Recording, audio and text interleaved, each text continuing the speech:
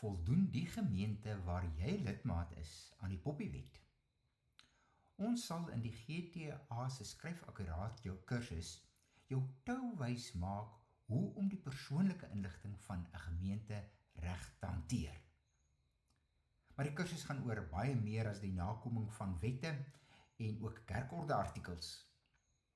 Die kursus fokus op die skryfwerk wat in 'n gemeente en op meerdere vergaderings plaasvind. Daar vind baie skryfwerk plaas. Soms baie belangrike skryfwerk. Van doopsregisters tot doodsregisters, agendas, notules, finansiële state, ensovoorts, ensovoorts.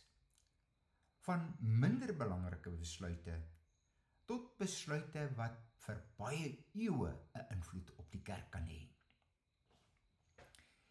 En wat doen julle met al hierdie skriftelike en elektroniese dokumente? Hoe lank en waar moet dit gebeere word? Daar is deesdae soveel rekenaarprogramme en platforms. Ons gaan ondersoek instel oor hoe mense dit positief in die kerk kan gebruik.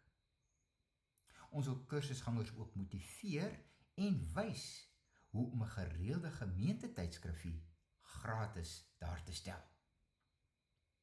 'n nuutjie in vanjaar se kursus is die verantwoordelike en veilige gebruik van kunsmatige intelligensie op die kerkwerf.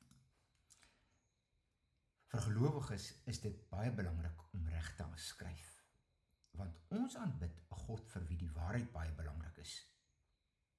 Om reg te skryf en reg te verstaan, gaan hand aan hand met die waarheid saam. Hierdie kursus is vir voornemende dominees, huidige dominees, skribas, administratiewe beamptes en vir almal wat belangstel om op een of ander manier in 'n gemeente te kommunikeer. In hierdie kursus gaan jy nie net luister nie. Jy gaan voorbeelde sien en ook oefening kry om die vaardighede wat jy geleer het prakties toe te pas. Dis 'n kursus waar teorie en praktyk by mekaar kom.